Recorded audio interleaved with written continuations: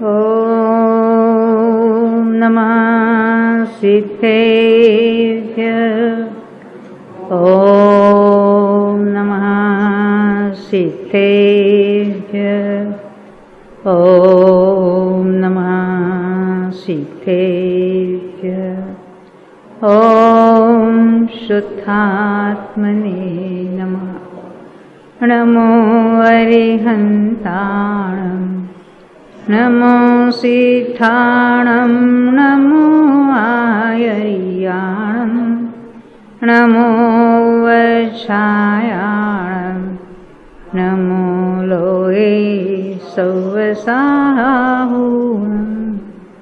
करि अभाव भव भाव सब सहज भाव निज पाय जय पुनर्भव भावमय भये परम शिवराय। जिनेंद्र भगवान की वाणी के अनुसार जो चारों ही अनुयोगों की रचना की हुई है, उसमें से जो कर्णानुयोग के जो अनेक महान ग्रंथ है, उसके आधार से अब हम यहाँ भावों की चर्चा कर रहे हैं। जीव के असाधारण भाव जिसको कहेंगे, तो कितने हैं हमने देखे थे असाधारण भाव? 5 भाव, जिसको जीव का स्वतत्व कहा है। तत्वार सूत्र में क्या कहा उसको? जीव का स्वतत्व है, जीव के असाधारण भाव है। और जो ऑर्डर, जो क्रम तत्वार सूत्र में बताया इन भावों का, वही क्रम हमने कर्मकांड की गाथा 813 में भी देखा था। सबसे पहले कौन सा भाव का नाम है? कौन से भाव का नाम है? औपशमिक। क्यों? औपशमिक भाव वाले जीवों की संख्या सबसे कम है। कितनी है? तो मैक्सिमम असंख्यात हो सकती है। मिनिमम कितनी होगी? 0। अंतर है, इसको कहते हैं सांतर मार्गणा है। नहीं समझे? मार्गणा है कौन सी? सम्यक्त्व मार्गणा है।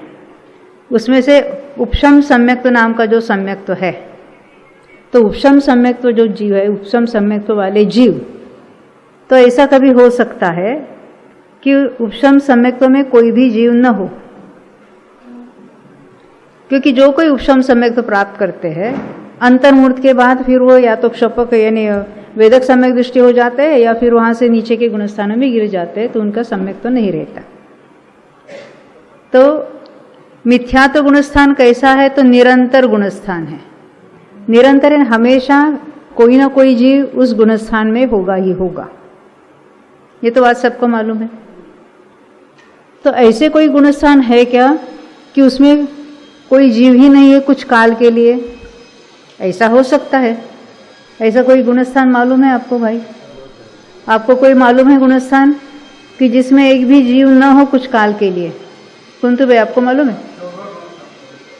14 गुणस्थान। और दूसरा, तीसरा, चौथे में हमेशा ही जीव हो गए, 5वें में भी हमेशा हो गए, 6ठे 7वें में भी होंगे। पर ऐसा हो सकता है कि श्रेणी में कोई ना हो। 13वें गुणस्थान में हमेशा जीव हो गए कि नहीं हो गए? हमेशा ही हो गए। यानी चौथे से 7वें तक हमेशा ही हो गए, यानी मोक्ष मार्ग में स्थित जीव भी हमेशा हो गए। 13वां गुणस्थान यानी केवली के गुणस्थान भी हमेशा, यानी उसमें कोई ना कोई जो तो सर्वज्ञपने और तीर्थंकरपने तो विराजमान होगा ही होगा। 14वां तो कभी होगा, कभी नहीं होगा। और मिथ्यात्व वो भी हमेशा होगा, यानी मिथ्या दृष्टि भी जीव इस संसार में हमेशा रहेंगे। मोक्ष मार्ग वाले भी हमेशा रहेंगे, 4, 5, 6, 7वें। श्रेणी कभी कोई न हो, ये भी हो सकती है बात। और 13वें गुणस्थान हमेशा रहेगा। यानी जो मोक्ष मार्गी जीव और मोक्ष मार्ग बताने वाले सर्वज्ञ जीव इस विश्व में हमेशा ही पाए जाएंगे। हमें डर लगता है ना, अरे अभी जिन धर्म का क्या होगा, लोप हो जाएगा। अरे कुछ क्षेत्र में कुछ काल के लिए लोप होगा, पर सर्वथा लोप तो नहीं होने वाला है। हमें डर है क्या होगा, क्या होगा, जिन धर्म का क्या होगा। किसी को ऐसा नहीं लगता मेरा क्या होगा। कि इस ऐसे निकृष्ट काल में ऐसा उत्कृष्ट उपदेश हमें मिला है कि हम अपना सम्यक्त्व प्राप्त कर सकते हैं, तो उसको करने के बदले हम किसकी बात सोचते हैं? अरे सभी मोक्ष चले जाएंगे तो यहाँ कौन रहेगा? चिंता किसकी है? यहाँ कौन रहेगा? हमेशा ही रहेंगे जीव। मिथ्या दृष्टि जीव भी हमेशा ही रहेंगे। ऐसा नहीं कि अब आप इतना उपदेश देते हैं सब मोक्ष चले जाएंगे तो क्या होगा? तो मोक्ष मार्गस्थ जीव हमेशा रहेंगे, मोक्ष मार्ग बताने वाले अरिहंत भी हमेशा ही रहेंगे। तो हमारा प्रयोजन क्या है? हम उस मोक्ष मार्ग को समझकर स्वयं उसको प्रकट करें और स्वयं आगे बढ़े। ऐसा भी एक जीव, ये हमने अनेक जीवों की अपेक्षा देखी। एक जीव की अपेक्षा उसको मिथ्या तो गुणस्थान था किसी को। क्या ऐसा हो सकता है कि उसको चौथा पांचवा हुआ ही नहीं और डायरेक्ट वो मोक्ष गया? ऐसा होगा?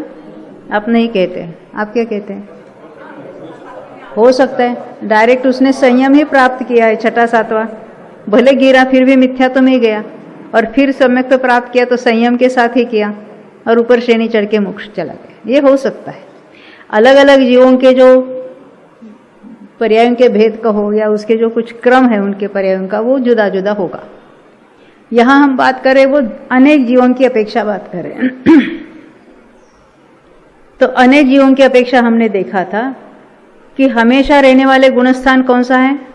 पहला, चौथा, पांचवा, छठा, सातवां और 13वां। बाकी जो है ना, तो उसको हम सांतर में गिनेंगे, उसमें कभी कभी अंतर पड़ सकता है। अभी हम मार्गणाओं में अंतर देख रहे हैं।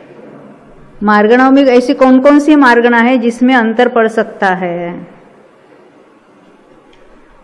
मार्गणा के नाम मालूम है? पहला गति मार्गणा। ऐसा कभी होगा कि मनुष्य गति में कोई जीव न हो, यानी चारों गति में हमेशा जीव रहेंगे, तो फिर वो डार्विन की थियरी का क्या होगा?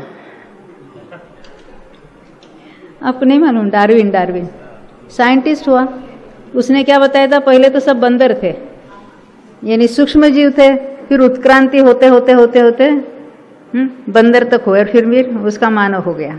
क्या ये सही है कि नहीं है? इंद्रिय मार्गणा में देखते, एक इंद्रिय जीव हमेशा हो गए, द्विंद्रिय कोई ना कोई हो गए, तीन्द्रिय, चतुर्न्द्रिय, पंचेंद्रिय सब हो।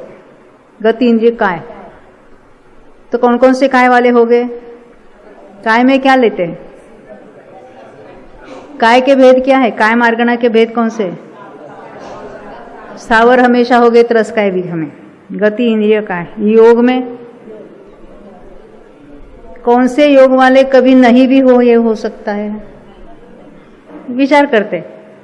औदारिक वाले हमेशा हो गए, औदारिक मिश्र वाले हो गए, वो तो अलभ्य पर्याप्त पड़े हैं, केंद्रीय में अनंत जीव पड़े हैं उसमें।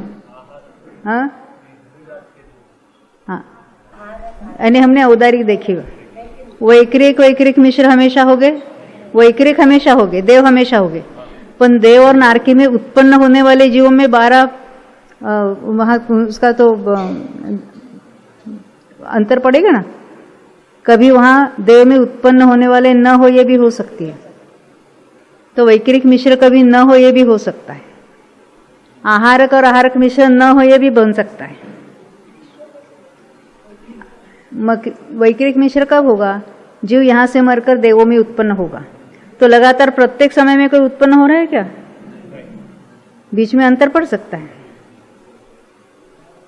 आहारक आहारक मिश्र, फिर मनोयोग सब हो गए, मनोयोग वाले, वचन योग वाले हो सकते। इस तरह से हमें सोचना है।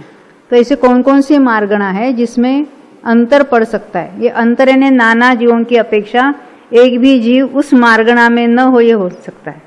तो हमने मार्गणा कौन कौन सी देखी अभी? गति, इंद्रिय, काय, योग, वेद। वेद में हमेशा कोई ना कोई हो गए। योग देखा, योग, वेद, कषाय, चारों कषाय में होगा। अब वो कषाय रहित वाले जीव भी हमेशा होगी। फिर ज्ञान, मतिश्रुत वाले हमेशा हो गए, अवधि ज्ञान वाले नहीं हो गए। अवधि ज्ञान वाले हमेशा रहेंगे। अरे असंख्या जीव है अवधि ज्ञान वाले। मनोपरि ज्ञान वाले भी हमेशा रहेंगे। आवाज पीछे नहीं सुनाई दे रहा है, जरा बढ़ाओ भाई। केवल ज्ञान वाले हमेशा हो गए कि नहीं हो गए? हो गए। ज्ञान, फिर संयम, कोई किसी न किसी जीव को होगा ही। हमेशा मनोपरिज्ञानी जीव होंगे ही। ऐसा नहीं कि कोई एक भी जीव नहीं, ऐसा कभी नहीं होगा। हाँ, अच्छा, ये हमको प्रूव करना है। तीर्थंकर हमेशा होगे कि नहीं होगे? और उनके गणधर होगे कि नहीं होगे? तो गणधर तो 4 ज्ञानी तो होते ही होते हैं, और उनके अलावा भी अन्य भी मनोपरि ज्ञानी होंगे इस विश्व में। ऐसा कभी नहीं होगा कि एक भी मनोपरि ज्ञानी न हो, ऐसा कभी नहीं होगा। ज्ञान संयम, संयम में कौन सा संयम न हो ऐसा हो सकता है? असंयमी हमेशा होगे, संयमा संयमी हमेशा होगे, सामायिक छदोपस्थान वाले 6ठे 7वें वाले हमेशा होगे, है ना। यथाख्यात संयमी भी हमेशा, सूक्ष्म सांप्राय वाले कभी न हो ऐसा हो सकता है, 10वें गुणस्थान वाले कभी न हो ऐसा हो सकता है। दर्शन वाले, चक्षु दर्शन वाले हमेशा होगे, अचक्षु वाले हमेशा होगे, अवधि दर्शन वाले हमेशा होगे, केवल दर्शन वाले हमेशा होंगे। अब कौन सा रह गया? लेशा, लेशा चौलेशा वाले हमेशा ही होंगे।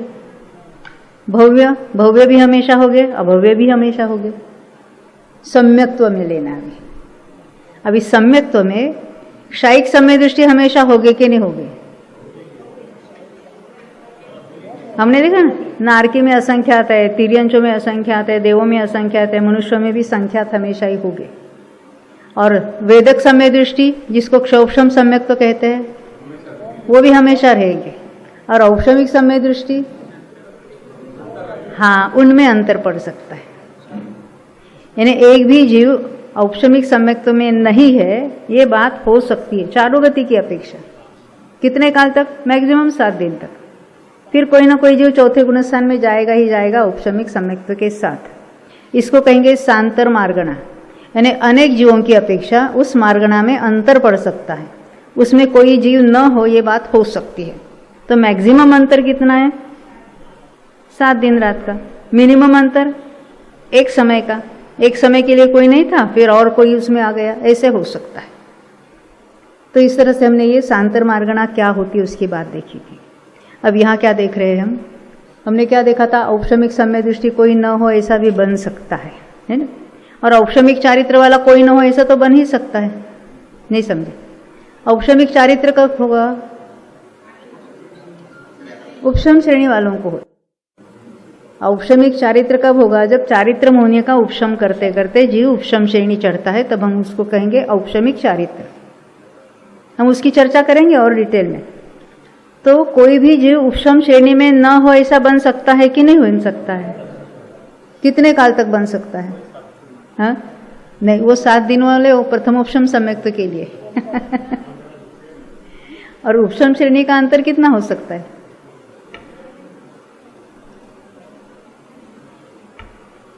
देखो, शपक श्रेणी का अंतर कितना हो सकता है? 6 महीने का हो सकता है। और उपशम श्रेणी का वर्ष पृथकत्व कहते हैं उसमें। कोई उपशम श्रेणी न चढ़ा ऐसा हो सकता है उसमें। अब हम आगे बढ़ते अपने। हमने देखा ना, उपशमिक देखा, क्षौक्षमिक। क्षौक्षमिक में कोई जीव न हो ऐसा होगा? हाँ? हमेशा ही क्षौक्षमिक कोई ना कोई जीव होगे कि नहीं होगे? इस तरह से हमको सोचना है। क्षायिक वाले, पारिणामिक वाले तो सभी जीव है ही है। तो ये बात हमने देखी है। अब थोड़ी आगे बात हमको क्षौक्षम या उपशम, यानी कि ये क्या बातें होती है? कर्मों में उपशम होता है ना, क्या होता है? केवल हमने नाम तो सुने हैं और उसके बारे में स्पष्टता नहीं। अभी स्पष्टता होगी तो हमें वो ख्याल में आ जाएगा। उसके पहले हम ये देखेंगे कि ये भाव है, उन्हें जानने से लाभ क्या है। आप तो इतना सब हमको सुना रहे हो और हम सुन भी रहे हैं, तो इसमें लाभ क्या हमारा?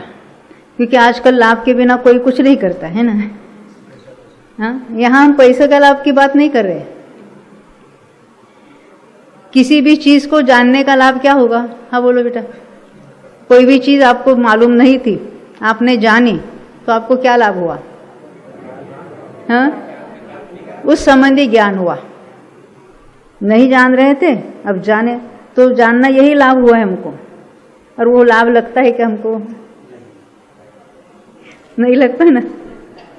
देखो क्या कहते हैं, ये मैं तत्वज्ञान पाठमाला के आधार से जो खिमचंद भाई जेठालाल सेठ, जो राजकोट के थे और चमगढ़ में रहते थे, उन्होंने ये लिखा हुआ लेख है, उसके आधार से मैं बता रही हूँ इनको जानने का लाभ क्या होगा।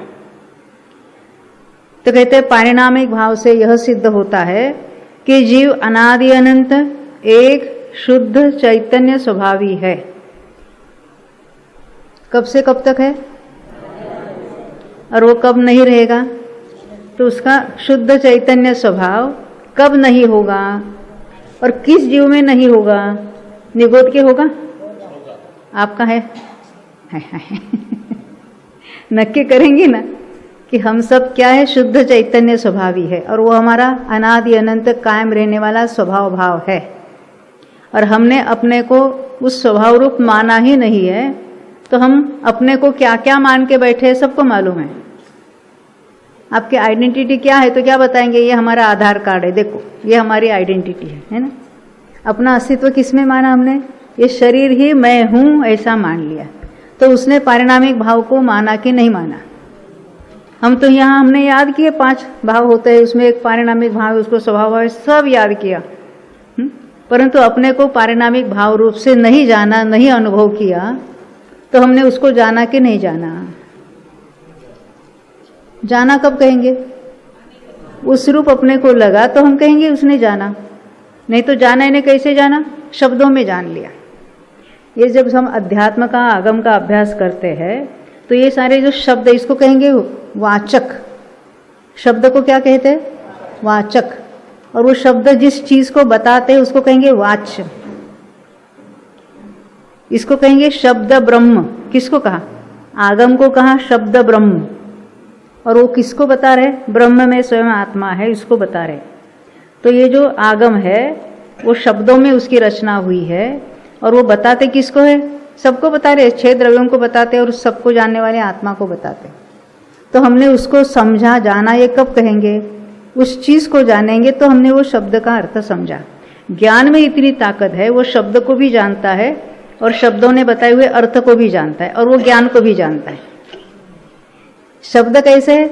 स्वपर को बताने वाले हैं और ज्ञान कैसा है? स्वपर को जानने वाला है। ख्याल में आती है बात? ज्ञान को स्वपर प्रकाशक कहा और शब्द को स्वपर वाचक कहा। तो शब्द जो है वो स्वयं को भी बताता है। नहीं समझे?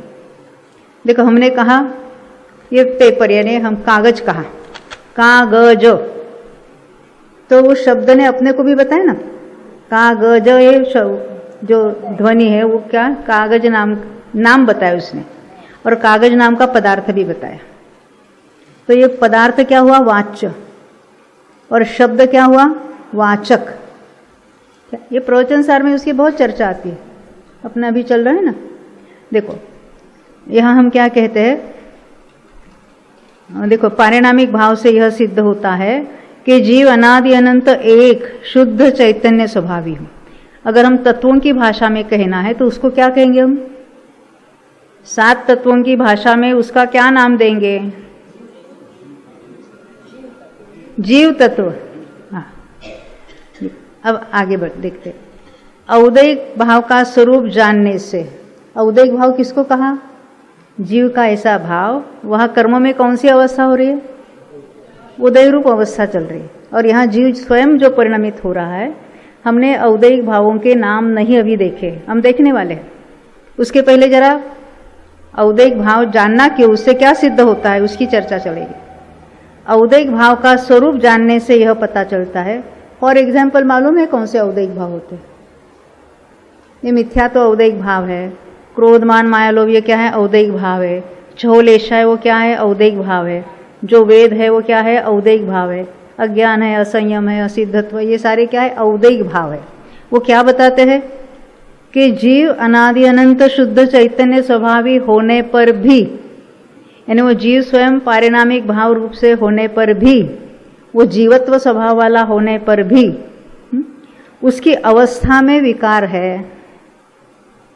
औदैहिक भाव क्या है? विकार है। और जड़ कर्म के साथ उसका अनादिकालीन संबंध है। औदैहिक भाव कब से है? यानी एक समय की अपेक्षा साधी शांत कहेंगे, प्रवाह की अपेक्षा कब से चल रहे हैं? अनादि से चल रहे। तो जड़ कर्म का संबंध अनादि से है। और औदैहिक भाव क्या बताता है? वहाँ कर्म का उदय है, यानी कर्म के उदय का, यानी कर्म का भी अस्तित्व बता रहे हैं और कर्म का उदय भी बता रहे हैं। यानी अनादिकाल से जीव स्वयं शुद्ध चैतन्य स्वभावी होने पर भी कर्म के उदय का लक्ष्य करके स्वयं औदैहिक भाव रूप से परिणमित हो रहा है। ये उसका अपना दोष है। कर्म के कारण उसने औदैहिक भाव नहीं किए हैं, जैसे लगता है ना सबको, क्योंकि निमित्त का कथन होता है। कर्णान योग में तो सबसे पहले निमित्त का नाम लेंगे, नाम भले उसका लेंगे, कथन ही होती है निमित्त से, परंतु कार्य होता है उपादान से। तो ये जीव ही स्वयं कर्म के उदय का लक्ष्य करके औदैहिक भाव रूप से परिणमित हो रहा है, यानी विकारी भाव रूप से परिणमित हो रहा है। तो जीव ही जब अपने ज्ञाता स्वभाव को स्वयं छोड़कर जड़ कर्म की ओर झुकाव करता है ना, पर का लक्ष्य करता है। तो पर का लक्ष्य करता है तो कर्म का उदय तो है ही है, और जीव मोह राग द्वेष तो करेगा ही करेगा। इसलिए मोह राग द्वेष की जो श्रृंखला है वो सतत चालू रहती है, क्योंकि उसका जो रागी है वीतरागता हुई नहीं है, और लक्ष्य किसका कर रहा है? स्व का नहीं, पर का। तो उसके राग भाव उत्पन्न हुए बिना रहेंगे नहीं। तभी लोग तो कहते ना राग ओछा करो, कम करो। तो राग कम करना कि नहीं करना? हाँ, अगर कम कर सकते हो तो मैं कहूंगी करो ही मत। कोई नहीं करो ऐसा नहीं कहता है, कम करो कहता है। इतना स्वाध्याय करते हो, जरा गुस्सा कम करो, ऐसा सब लोग कहते हैं, है ना? आपको मिले कि नहीं कोई कहने वाले? सबको मिले, अच्छा। यानी जब तक वो उसकी पर की ओर, जड़ कर्म की ओर झुकाव करता है, तब तक उसको राग भाव उत्पन्न होगे, औदैहिक भाव उसके उत्पन्न होते रहेंगे ही। परंतु कर्म के कारण ये औदैहिक भाव यानी विकार नहीं है। कर्म का निमित्त जरूर है, परंतु कर्म उन्हें उत्पन्न नहीं कर रहा है। जीव ही स्वयं अपनी अज्ञानता के कारण विकार रूप परिणमित हो रहा है। किसको?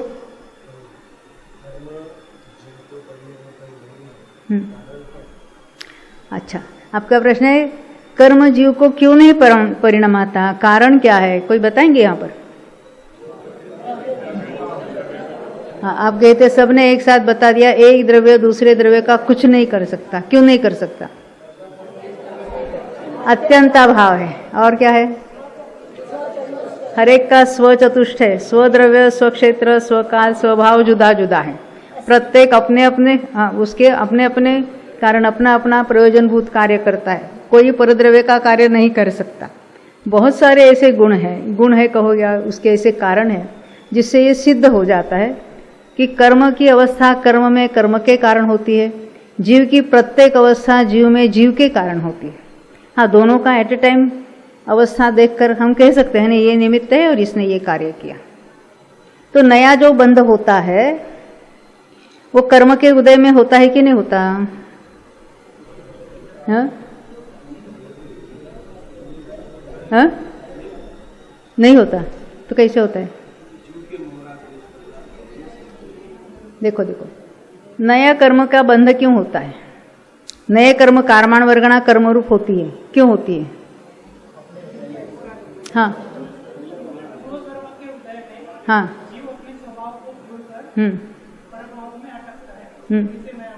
क्यों? जीव मोह राग द्वेष क्यों करता है? हाँ,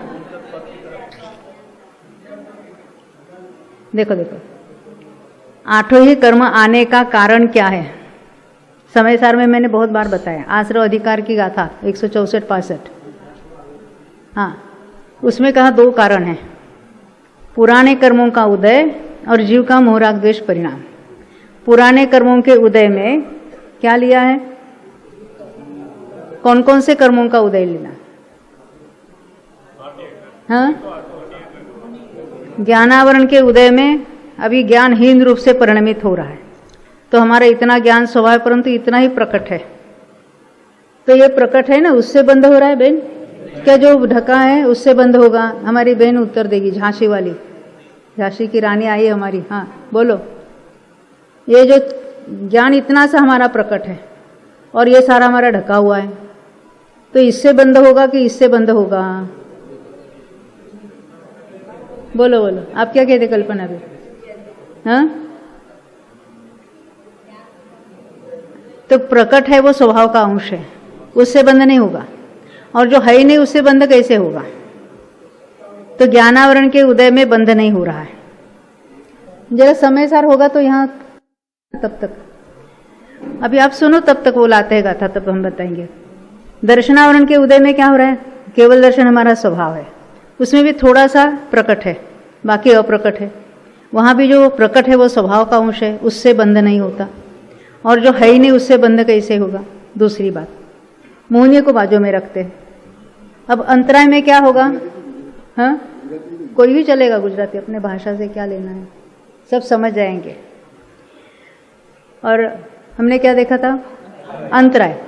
अंतराय में क्या हो रहा है? वो दान, लाभ, भोग, उपभोग, वीर्य जीव के गुण है, परंतु वो पूरे प्रकट नहीं हो रहे हैं, उसमें कुछ विघ्न हम कहेंगे, बाधा आ रही है, तो उससे भी नया बंध नहीं हो रहा है। पुराने कर्म का उदय क्या क्या चल रहा है देखो, ज्ञानावरण, दर्शनावरण और अंतराय को बात किया।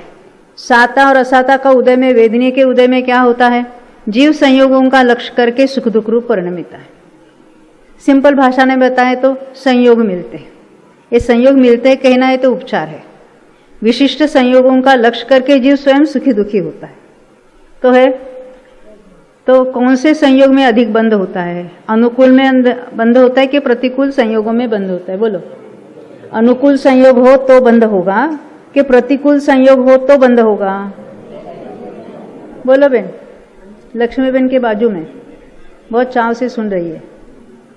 हमको नक्की करना है बहन, क्या कहते हैं आप? अनुकूलता के या प्रतिकूलता के कारण बंध नहीं हो रहा है। आयु लंबी है, छोटी है, उससे बंध होगा? नहीं होगा। और शरीर की रचना कैसी हुई है? लंबा गोरा होगा तो ज्यादा बंध होगा कि काला कलूटा होगा तो बंध ज्यादा होगा? उससे बंध नहीं होगा। उच्च या नीच गोत्र के कारण बंध नहीं होता। हमने एक कर्म को छोड़ा था, हाँ, मोहनीय को छोड़ा था। तो मोहनीय जो कर्म है, देखो हम जरा आश्रय अधिकार निकालते हैं। तो मोहनीय के उदय में क्या होता है? भावार्थ में डायरेक्ट पढ़ रही हूँ, गाथा है 164 पासर में, गाथा भी पढ़ के सुनाती हूँ आपको। मिच्छत्तम अविरमणम कसाय जोगाय सन्न सन्नादु बहुव्यभेया जीवे तस्सेव अनन्न परिणामा नानावर्णादीयस्स ते दुःखमस्य कारणं होन्ति ते सिंपि होदि जीवो यराग दोषादि भाव करो। यहाँ कहते नए कर्म आने का कारण क्या है? तो कहते कि दो कारण हैं। आश्रव, कौन से? संज्ञ और असंज्ञ। किसको कहा? मिथ्यात्व, अविरति, कषाय और योग। उसको प्रमाद में, कषाय में गर्भित करिए प्रमाद को। तो 4 बताए, कहीं 5 कहेंगे, कहीं 4 कहेंगे, बात एक ही है। तो ये पुद्गलना परिणाम, मिथ्यात्व, अविरति, कषाय और योग, ये पुद्गल के परिणाम। ये पुद्गल के परिणाम यानी क्या? हाँ बोलो, क्या कहते भाई? पुराने कर्मों का उदय, कर्मकांड में उसको द्रव्य प्रत्यय कहा है। प्रत्यय ने कारण, किसके? बंध के कारण। कौन है? पुराने कर्मों का उदय। कौन से? ज्ञानावरण, दर्शनावरण कहा नहीं, एकमात्र मोहनीय को लिया। अब योग में नाम कर्म को लेते हैं, योग के लिए उसको नाम कर्म का, शरीर नाम कर्म का उदय होता है, परंतु मेनली कौन है? मोहनीय कर्म।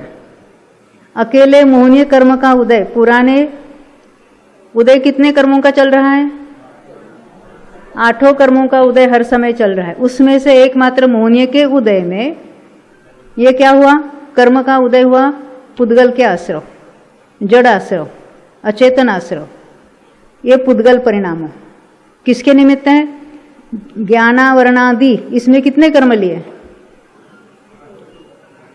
मोहनीय के उदय में कितने कर्म बनते हैं नए? 8।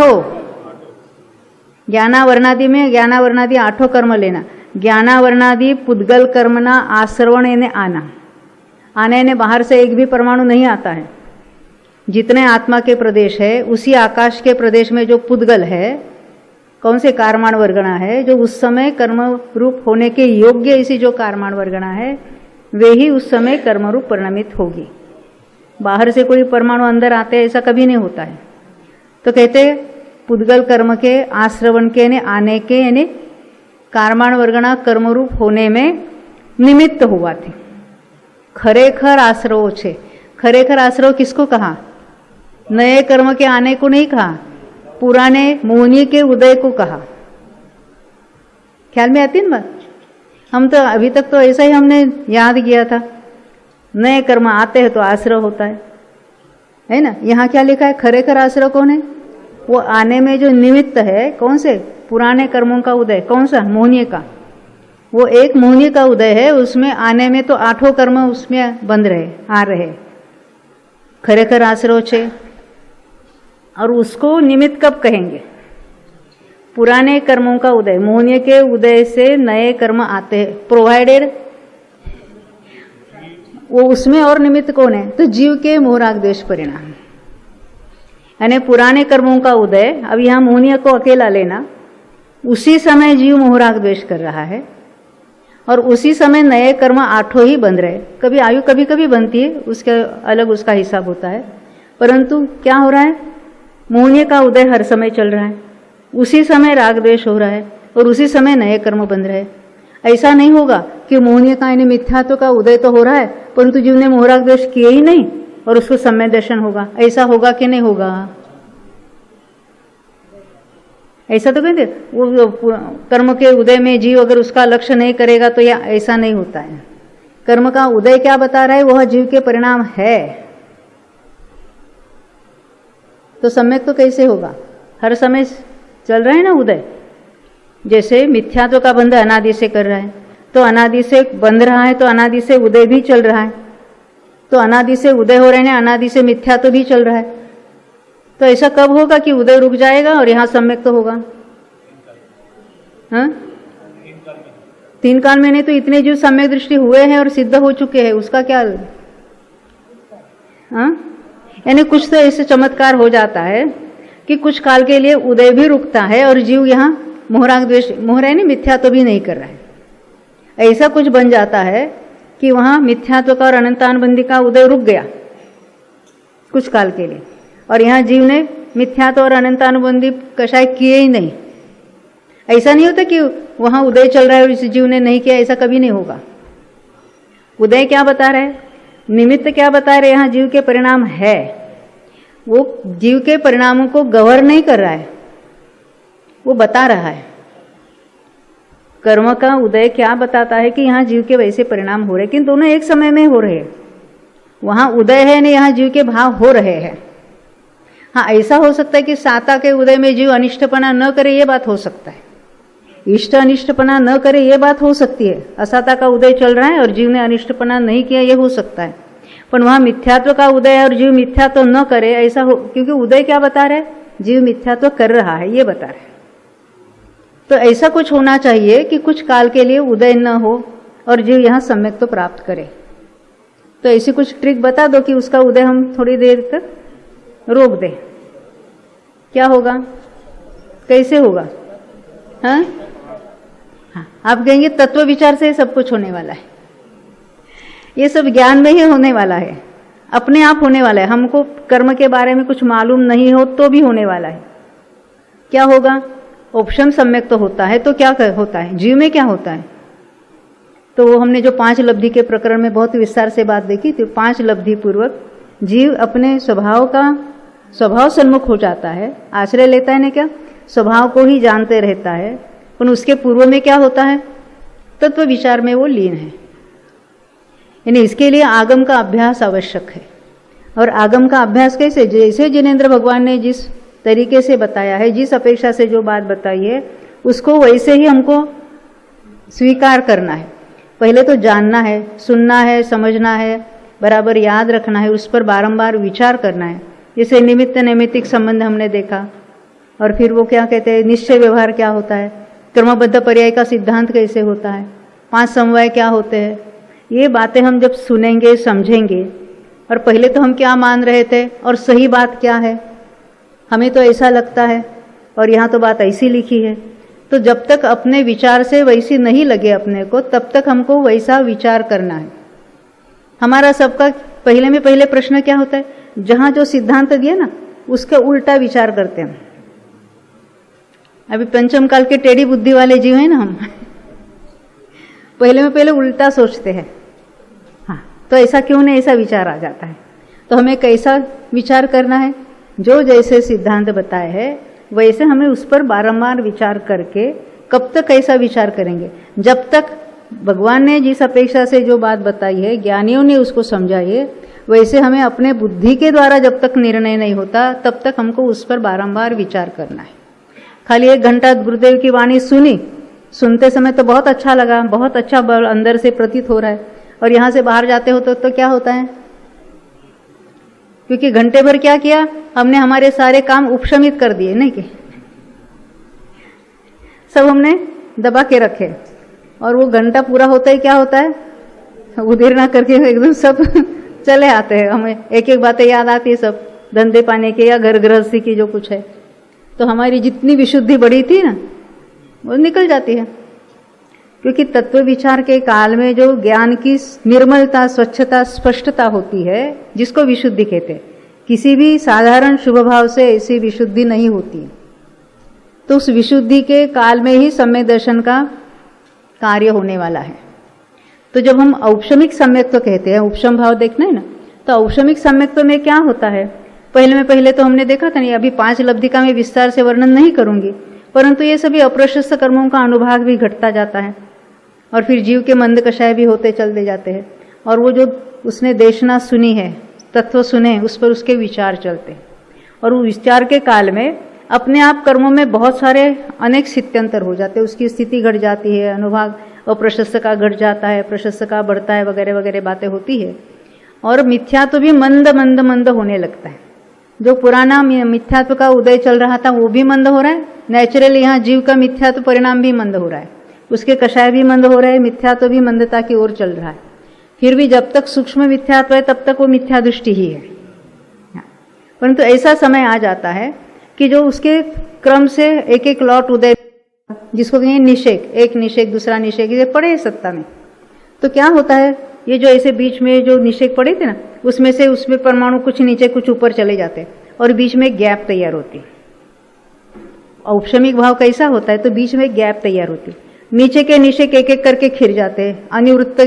अनिवृत्तिकरण के अंतिम समय तक क्या होता है, नीचे के निषेक खिरते चले जाते हैं। अब जब गैप का समय आया तब तक क्या होता है, ऊपर के जो थे ना वो सारे उपशमित किए जाते हैं, एक एक लॉट एक एक समय में करते करते सभी दबे जाते हैं, कुछ उदय में न आवे, ना उसकी उदीर्णा हो सकती है ना उदय हो सकता है। तो क्या होगा, जब वो गैप का समय आएगा तो इतने काल के लिए, अंतर्मूर्त के काल के लिए वहां कोई निषेक नहीं है जो उदय रूप हो जावे। ये ऊपर पड़े हैं सारे सत्ता में, कैसे दबे हुए पड़े हैं, जिसको कहेंगे उसका उपशम किया है। अंतर्मूर्त के लिए वो रोक गए, अंतर्मूर्त से ज्यादा उसको दबा नहीं सकते।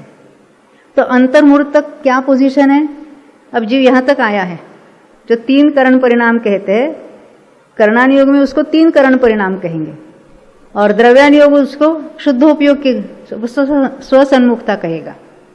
यानी शुद्धोपयोग का परिणाम, यानी शुद्धोपयोग यानी क्या, स्वसन्मुखता, जो स्वभाव है उसी को और उसने अपना ज्ञान लगाया, ज्ञान को ज्ञान स्वभाव में उसने एकाग्र किया है, तब ये अपने आप हो जाता है। तत्व विचार करते करते ये सहज होता है। अब कैसे जाऊं मैं, इधर कैसे देखूं उधर, ये वहां कोई विचार नहीं रहता। कौन सा विचार करेंगे तो सम्यक तो होगा, ऐसा कुछ वहां नहीं रहता है। तो तत्व विचार के काल में जब तत्व निर्णय सही होगा और किसी एक तत्व के ऊपर उसका विचार चल रहा है, तो ये ऐसे गैप भी तैयार होती है, और उसको यहाँ कोई निषेक नहीं है, कौन से मिथ्यात्व के उदय रूप कुछ नहीं है, और जीव भी मिथ्यात्व नहीं कर रहा है, दोनों एट ए टाइम है। तो उस समय उसको औपशमिक सम्यक्त्व प्राप्त होता है। औपशमिक क्यों, ये मिथ्यात्व के परमाणु सारे उपशमित है, उसका कोई इफेक्ट नहीं, उसका उदय ही नहीं होगा।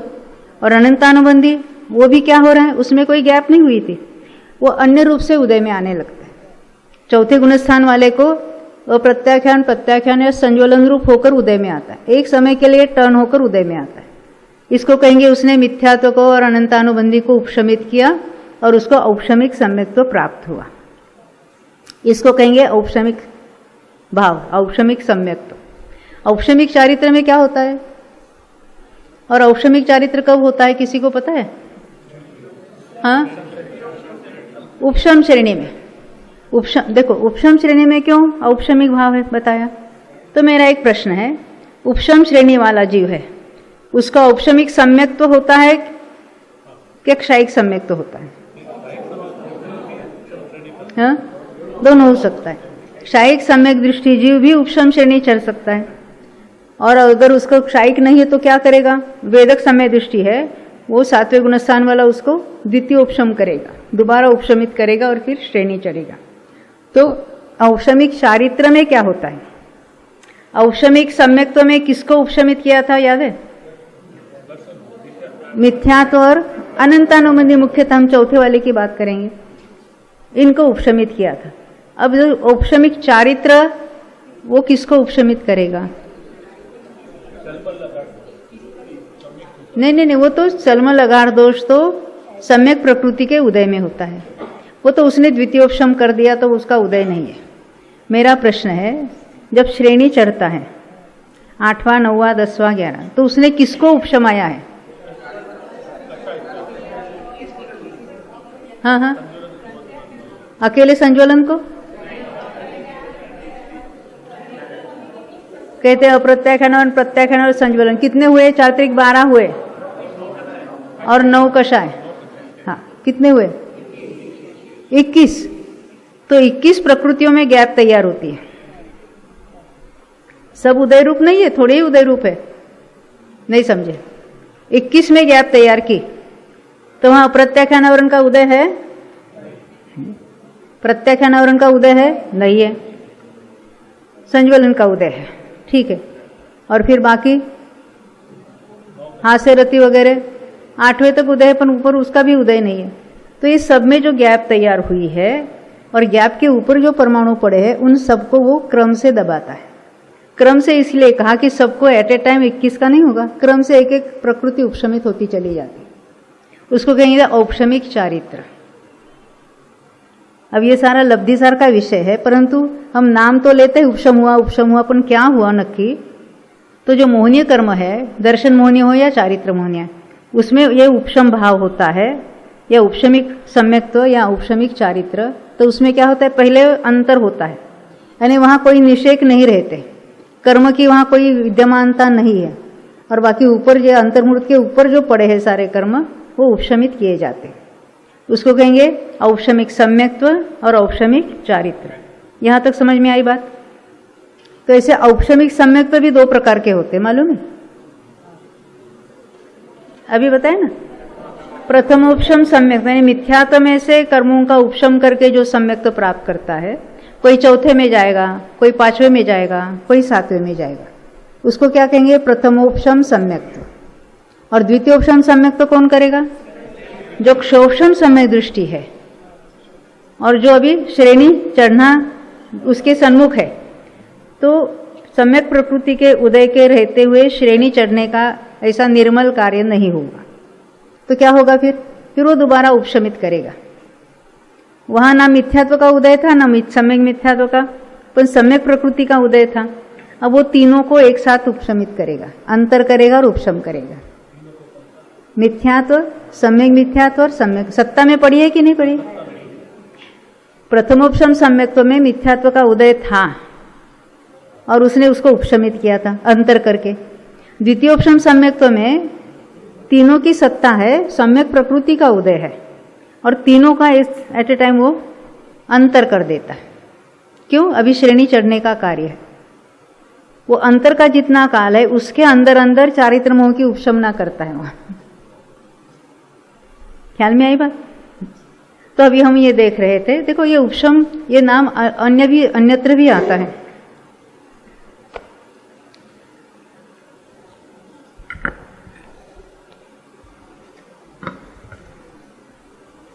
यानी उपशम किसको कहना? उदय में नहीं आने को उपशम कहेंगे। तो अभी हमने जो गैप तैयार होती है और उपशम कहा ना, ऐसा तो मात्र मोहनीय में होता है, परंतु ऐसा भी होगा ना उदय में नहीं आए, कर्म सत्ता में पड़े हैं, ऐसा होगा कि नहीं होगा? उसमें गैप नहीं हो रही है, वो गैप होकर जो उपशमित होते हैं ना, उसको क्या कहेंगे? प्रशस्त उपशम। जो औपशमिक भाव है, औपशमिक सम्यक्त्व और औपशमिक चारित्र, उसको क्या दूसरा नाम क्या है, वहाँ कर्मों का प्रशस्त उपशम हो रहा है। तो प्रशस्त यानी अप्रशस्त भी कोई होता होगा, हाँ, तो कौन सा है? जैसे मिथ्यात्व में से चौथे गुणस्थान में गया तो अनंतानुबंधी का उदय नहीं हो रहा है, क्या हो रहा है? अन्य रूप टर्न होकर उदय में आ रहा है, सत्ता में पड़ा है, तो उसको क्या कहेंगे? अप्रशस्त उपशम हो रहा है। या उसको कहेंगे सत्ता में तो है परंतु अपने रूप से उदय में नहीं आ रहा, उसको कहेंगे सदवस्था रूप उपशम, यानी है अपने में, अपने रूप से पड़ा है सत्ता में, उदय के एक समय में टर्न होकर उदय में आता है, जो उसको अप्रशस्त उपशम कहते हैं। जो पहले गुणस्थान से डायरेक्ट पांचवें में जाएगा उसका क्या होगा?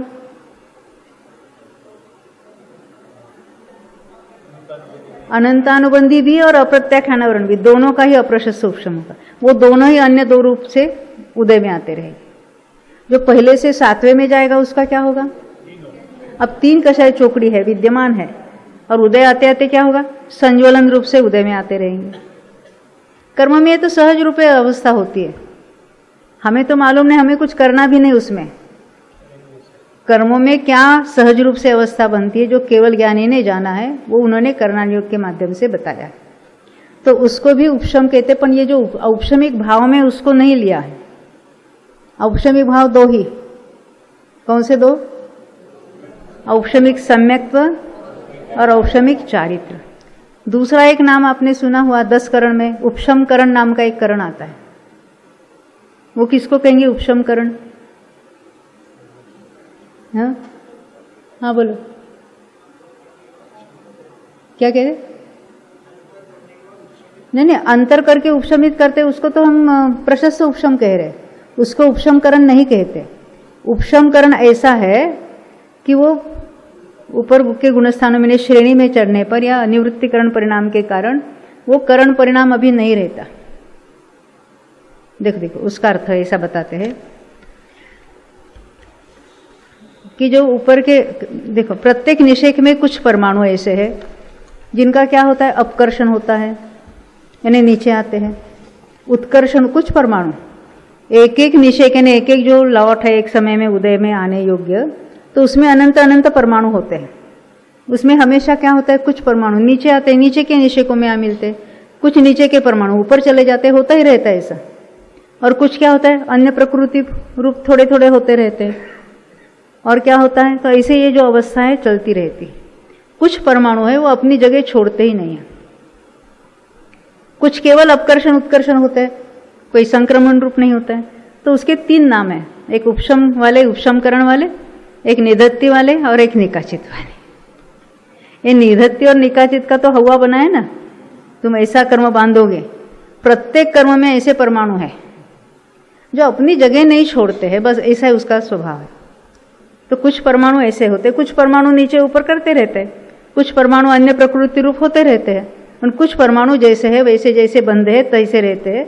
जब क्रम से वो निषेक नीचे आएगा, उदय रूप आएगा, तब उसका उदय होकर खिल जाते हैं। तो जब श्रेणी में ऊपर के या करण परिणामों के क्या कारण होता है, क्या होता है? ये जो उपशमिता ने अपनी जगह नहीं छोड़ते ना, नीचे ऊपर नहीं करते, तो कहते हैं कि उसका वो उपशमपना नष्ट हो जाता है।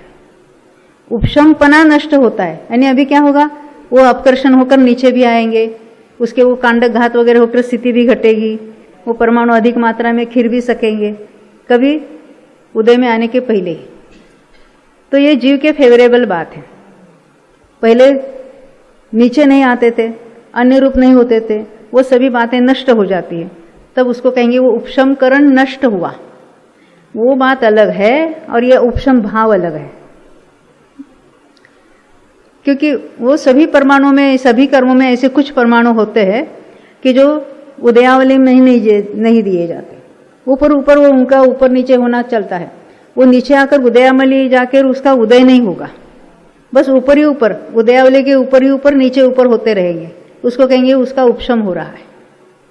वो उपशम अलग, वो तो 8वें ही कर्मों में वैसे ही हो गए परमाणु कुछ। और ये जो उपशम भाव है, औपशमिक भाव है, वो भाव अलग। ये थोड़ा कठिन लगेगा, परंतु ये ख्याल में रखना है।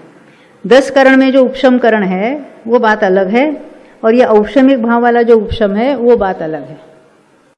बात यहाँ जो अंतरकरण वाला जो उपशम है, अंतर करके जो ऊपर के निषेकों का परमाणुओं का उपशम करता है, उसको औपशमिक भाव में लिया है। और ऐसा भाव मोहनीय में होता है, औपशमिक सम्यक्त्व और औपशमिक चारित्र। यहां तक बात ख्याल में आई कि कोई प्रश्न है इसमें? चलो अच्छा है। हाँ, क्या कहा? कौन सा प्रोसेस? उपशमकरण का प्रोसेस। देखो देखो, ये 10 करण में एक उपशमकरण नाम है, वो तो सुना है, उपशम, निदत्ति और निकाचन, ऐसे 3 नाम आते हैं। तो उपशम किसको कहेंगे? कि जिनका अपकर्षण उत्कर्षण तो होगा। अपकर्षण होता है ना, क्या होता है? अभी निषेक कितने पड़े सत्ता में? अंत कोड़ा कोड़ी तो पड़े हैं। तो हर समय क्या होता है, सभी परमाणुओं से कुछ परमाणु, सभी निषेकों में से, प्रत्येक लॉट में से कुछ परमाणु नीचे अपने अपने नीचे के निषेकों में आते ही रहते हैं। कहाँ से कहाँ तक मिलते हैं? उदयावली में भी जाएंगे और ऊपर भी चले जाएंगे। जो ऊपर से निकलकर जो उदयावली में, उदयावली किसको कहते हैं मालूम है?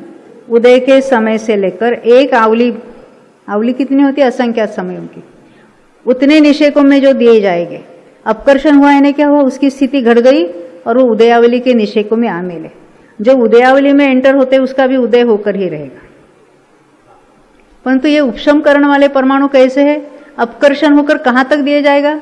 उदयावली के ऊपर सर्वत्र, और फिर वहां से वो क्रम से उदय में आएंगे, उसकी बात ना नहीं, और वो डायरेक्ट उदयावली में एंटर नहीं होते, नीचे भी आएंगे, कुछ ऊपर भी चले जाएंगे। उदयावली में नहीं दिए जा सकते, उसका उदीर्ण होकर उदय नहीं होगा, उसको कहेंगे उसका उपशमकरण चालू है। क्योंकि जब अधिक मात्रा में निर्जरा होती है तो अपकर्षण करके उदयावली में दिए जाते हैं, वो गुणश्रेणी होती है वगैरह वगैरह, वो बहुत लंबी चौड़ी बातें हैं। परंतु वो बात इन परमाणुओं के कारण, उपशमपना के कारण वो बात नहीं हो सकती। वो कैसे होगी? वो तो करण परिणामों के द्वारा ऐसा होगा कि उसका उपशमपना नष्ट हो जाता है। अब वो उदयावली में भी दिए जाएंगे, किसी का संक्रमण भी होगा, वो निदत्ति निगाचितपना सब नष्ट हो जाते हैं, तभी जाके आगे चलकर उसका यानी वो स्थिति भी घटती है। वो कैसे घटती है, कौन से प्रोसेस से, वो अपना विषय यहाँ का नहीं है। यहाँ तक समझ में आई बात? उपशमकरण बात अलग है। अप्रशस्त उपशम यानी कर्म जब तक उदय में नहीं आते, सत्ता में बने रहते, वो बात अलग है। और औपशमिक भाव वाला जो उपशम है वो बात अलग है। यहाँ औपशमिक भाव में कौन सा उपशम लिया है? जिसको हम प्रशस्त उपशम कहते हैं, जिसमें अंतर किया जाता है और ऊपर जो परमाणु है वो सारे उपशमित हो जाते हैं। एक अंतर्मुहूर्त के काल के लिए उनका उदय नहीं हो सकता किसी भी अपेक्षा से। उसको हम क्या कहेंगे? औपशमिक सम्यक्त्व या औपशमिक चारित्र। औपशमिक सम्यक्त्व में दर्शन मोहनीय और अनंतानुबंधी वो उपशमित हुए हैं। यहाँ तो अंतर तो दर्शन मोहनीय में ही हुआ है, और अनंतानुबंधी में वो अंतर नहीं होता है, उसमें तो सदवस्था रूप उपशम वाला उपशम हो जाता है। तो यहाँ तक तो हमने उपशम की बात देखी थी। हमने ये भी देखा तो अनादि का मिथ्या दृष्टि है। सबसे पहले में पहले सम्यक तो प्राप्त करेगा, तो कौन सा सम्यक तो प्राप्त करेगा? प्रथमोपशम सम्यक। ये बात ख्याल में आई? पहली बार हुआ इसलिए प्रथमोपशम, दूसरी बार हुआ तो क्या कहेंगे? प्रथमोपशम।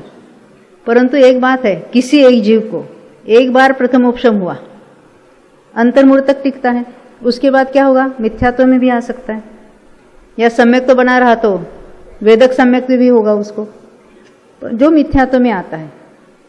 तो फिर उसको दोबारा कौन सा सम्यक तो होगा? और अर्लीस्ट कितने जल्दी में जल्दी सम्यक तो प्राप्त करेगा? हाँ, अंतर्मुहूर्त में। पर वो कौन सा होगा? प्रथमोपशम नहीं, वो होगा वेदक सम्यक। तो एक बार प्रथमोपशम सम्यक तो प्राप्त करके जो मिथ्यात्व में आता है, अंतर्मुहूर्त में वो सम्यक तो प्राप्त कर सकता है। कौन सा? जिसको वेदक या क्षोभशम सम्यक तो कहते हैं। क्योंकि जब वो मिथ्यात्व में आया है, उसके 3 टुकड़े हुए दर्शन होने के, मिथ्यात्व, सम्यक मिथ्यात्व, सम्यक प्रकृति। अब अंतर्मुहूर्त में फिर उसकी विशुद्धि बढ़ती है। फिर क्या होता है? डायरेक्ट सम्यक प्रकृति का उदय होता है और 2 प्रकृतियां दबी रहती, तो उसको वेदक सम्यक तो होता है।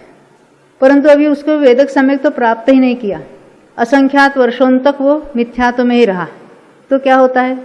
वो सम्यक प्रकृति है, उल्टा संक्रमण होता है, वो मिथ्यात्व रूप होती है, और सम्यक मिथ्यात्व भी मिथ्यात्व रूप होता है। ऐसा होते होते वो दोनों की सत्ता एकदम कम हो जाती है, और मिथ्यात्व तो नया बन रहा तो उसका कुछ भी हो सकता है। अंत कोड़ा कोड़ी से लेकर 70 कोड़ा कोड़ी सागर तक उसकी स्थिति कुछ भी हो सकती है। अब वह जीव दोबारा अगर प्रथमोपशम करेगा तो बीच में कितना काल चला जाता है? पल्ले के असंख्यात पे भाग प्रमाण, असंख्यात वर्षों का काल। दो प्रथमोपशम सम्यक्त के बीच में कितना काल चला जाता है एक जीव के लिए? पल्ले के असंख्यात पे भाग इतना बड़ा काल। यानी एक बार प्रथमोपशम हुआ, कोई मिथ्यात्व में गया, तो दोबारा प्रथमोपशम होने के लिए कितना काल लगता है? पल्ले का असंख्यात भाग वाला इतना असंख्यात वर्ष। क्या बीच में सम्यक तो नहीं होता? होता है, पर वो वेदक सम्यक तो होता है। सम्यक तो हो सकता है। ख्याल में आई इतनी बात? हाँ, ऐसा हाँ नहीं, आपका प्रश्न है वेदक सम्यक्त्व का भी काल बहुत कम है क्या? वेदक सम्यक्त्व तो कम से कम अंतर्मूर्त तो रहेगा ही रहेगा, और लगातार चलता रहा, बहुन तक चलता रहे। अभी सिंह पर की पर्याय में महावीर स्वामी को सम्यक दर्शन हुआ, तो यहाँ से देव में गया, फिर मनुष्य, फिर देव, फिर मनुष्य, फिर देव, फिर मनुष्य, 10 भवन तक चलता रहा। तो कौन सा सम्यक तो होगा?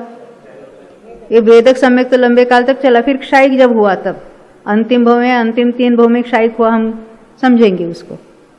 परंतु उसके बीच में क्या रहा? वो वेदक सम्यक तो। वो वेदक सम्यक तो का अधिक से अधिक काल कितना है? तो 66 सागर, 66 सागर। लंबे से लंबा कितना है उसकी बात है। तो ये हमने देखा कि ये औपशमिक भाव हमने 2 प्रकार के देखे, और उसमें उपशम होता है ना, क्या होता है उसकी भी हमने चर्चा की है। हाँ, अभी है 2-3 मिनट। तो ये उपशम के बारे में कोई आपको प्रश्न है तो देखेंगे, नहीं तो फिर हम आगे बढ़ते हैं।